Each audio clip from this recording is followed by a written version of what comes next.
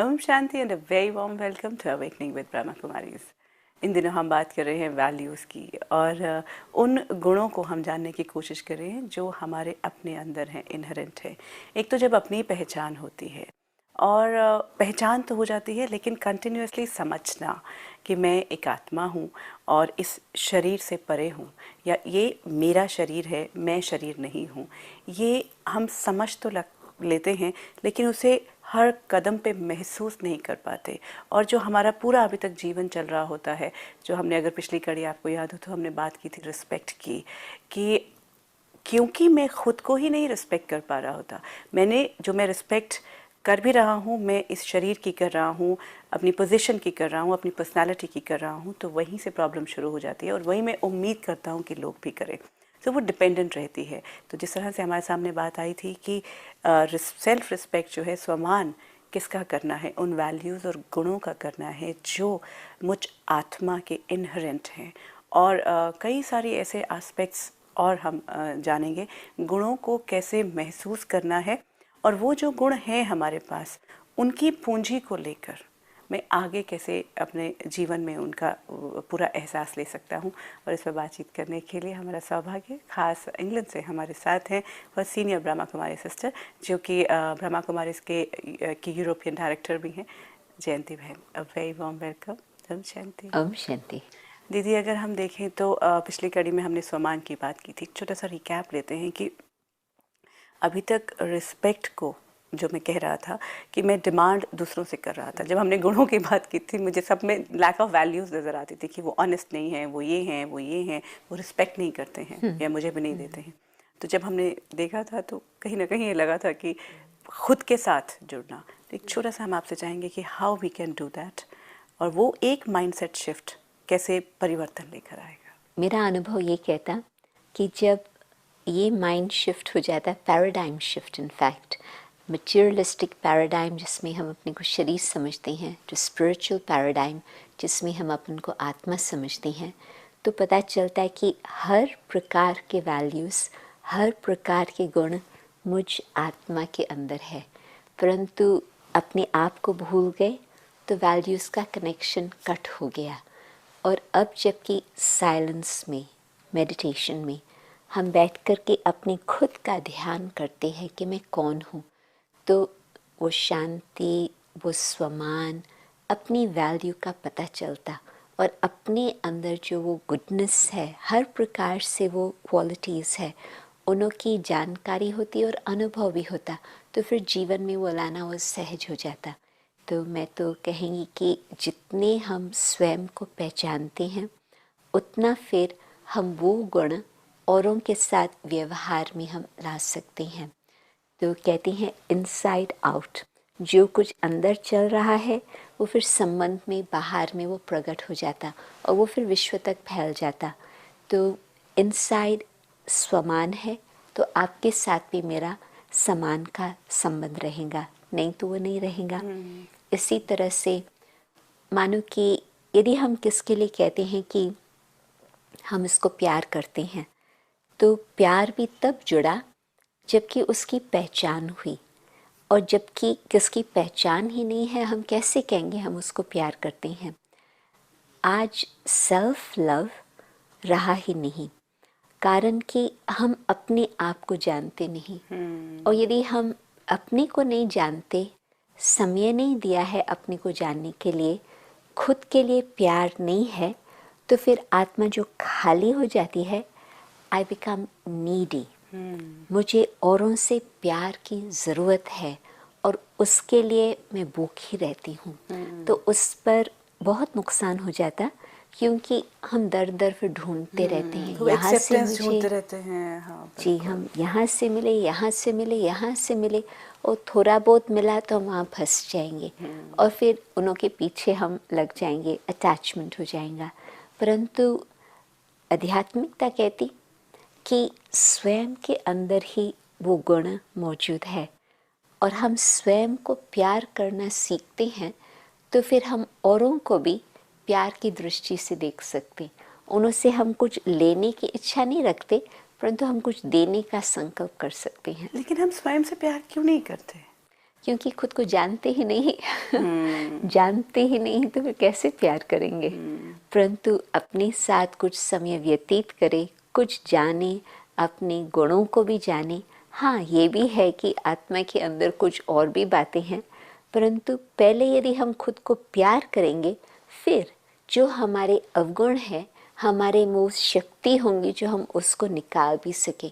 यदि हमको अपने लिए प्यार नहीं है तो हम अपने अवगुणों को अपने पास छिपा करके रखेंगे, शक्ति नहीं होगी कि हम उन्हों को विदाई देवें, उन्हों को छुट्टी देवें। तो स्वयं के प्यार से फिर परमात्मा का साथ का भी जो संबंध होता वो हमें बहुत सुंदर अनुभव होता, और परमात्मा प्यार की जो प्राप्ति होती वो आत्मा को भरपूर कर सकती।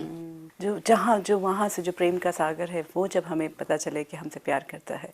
जी दीदी, यहाँ एक बात जानना चाहती हूँ मैं। आपने कहा कि क्योंकि अपने आप को पहचानते ही नहीं, खुद को पहचाने, तो एक जो पहचान हमें मिलती है कि मैं वो सच्चित आनंद आत्मा हूँ, जो जिसके गुणों की हम बात करते हैं, लेकिन मैं फील नहीं करता। बहुत से लोग जो है वो, क्योंकि मैं वही फील करूँगा जो मैं जी रहा हूँ। भाई, मैं शांति की जिंदगी जी नहीं रहा। राइट ठीक है, तो मैं अपने आप को कह तो देती हूँ कि मैं एक शांत स्वरूप आत्मा हूँ, लेकिन मैं फील ही नहीं कर रही, क्योंकि मैं एक बहुत एंगर वाली जिंदगी जी रही हूँ, जिसमें मुझे काम करना है, मैं समझ रही हूँ। तो इसीलिए मैं अपने ऊपर प्राउड नहीं फील कर पाती। जी मेरे को ये पता है कि मैं एक शक्तिशाली आत्मा हूँ, ये मुझे पता चल चुका है, ये मैंने ज्ञान से समझ लिया है। लेकिन मैं हर कदम पे वीक हो जाती हूँ, हर कदम पे मैं गिव इन कर रही हूँ। ठीक है, मैं एफर्ट करती रहूंगी, मेहनत कर रही हूँ अपने ऊपर कि मैं शक्तिशाली पावर को महसूस कर पाऊँ, लेकिन नहीं कर पाती हूँ। तो मैं फिर प्राउड नहीं, अपने आप को प्यार नहीं कर पाती, क्योंकि मुझ में वो नजर ही नहीं आता वो गुण मुझे, कि मुझ में वो है गुण। राइट। तो सिमिलरली प्योरिटी का भी अगेन, प्योरिटी थॉट, खाने में, पूरे व्यवहार में, सब चीज़ में, I keep on saying that I am a pure soul. That's my inherent, property. But मेरे अपने जीवन में वो हर कदम पे मैं उसको टूटता हुआ नजर आता है। तो अगेन तो वो कौन से गुण मैं अपने अंदर देखूं, कैसे देखूं अपने जीवन में, व्यवहार में चलते हुए, जिनको लेके मैं अपने आप से प्यार कर पाऊं। और यही रिस्पेक्ट की भी जो बात थी। ज्ञान मार्ग सत्यता का मार्ग है। हम अपने आप को सिर्फ तोते के माफिक रिपीट करते रहें, या मंत्र जाप करें, या चैंटिंग करते रहें, उससे कोई आत्मा संतुष्ट नहीं होगी, क्योंकि रियलिटी नहीं है। परंतु हम अपने को स्मृति दिलाते हैं। मानो कि आपको कोई पास्ट की बात याद आती, आप भूले हुए थे, कोई आपको वो बात याद दिलाता, तो धीरे धीरे वो जागृति आती रहती। I begin to remember. Yes, I remember more. Yes, now I remember.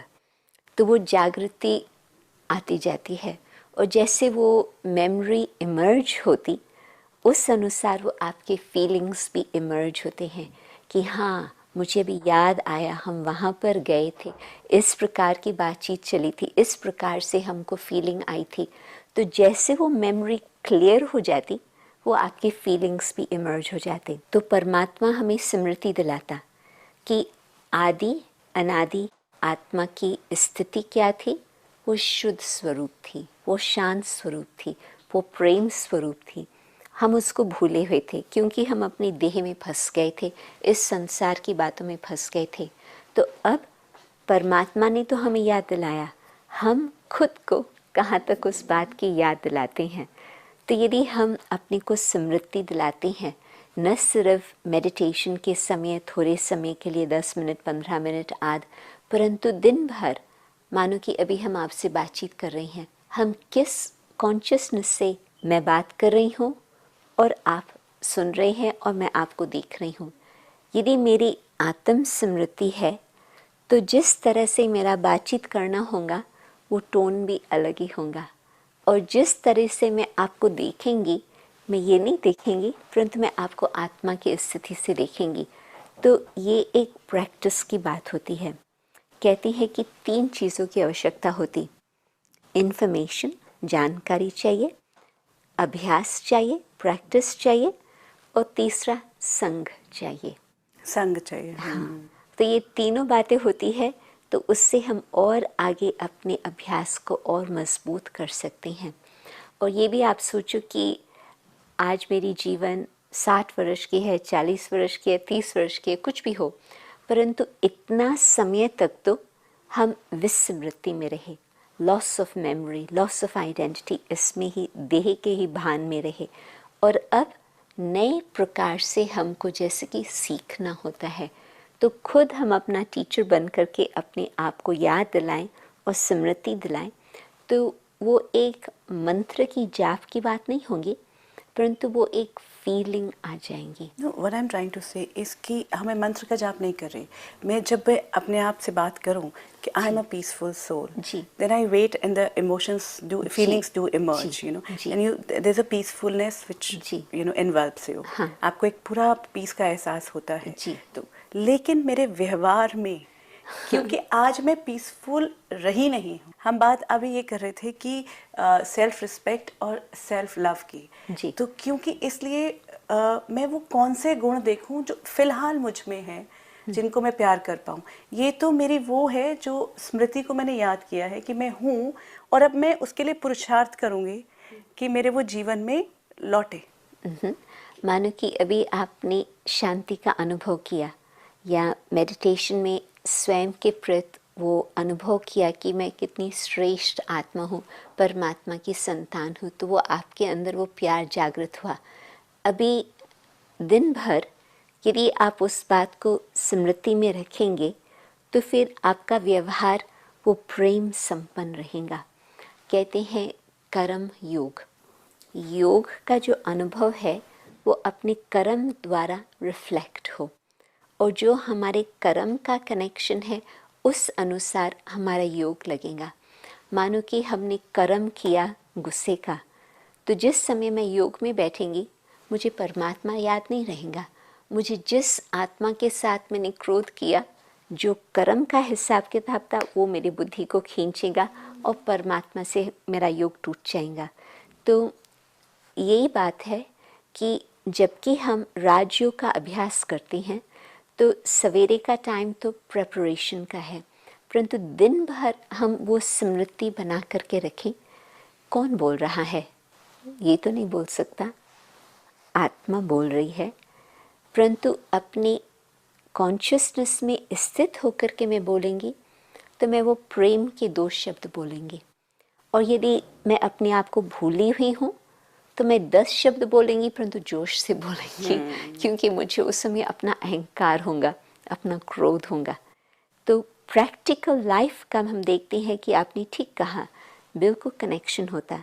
जो दिन बीते उस अनुसार, वैसे कहते हैं वो स्वप्न बीते, परंतु हम कहेंगे कि उस अनुसार हमारा योग बीता। और जैसे हमारा योग शक्तिशाली होता, हमारा दिनचर्या उस आधार पर परिवर्तन होता जाता।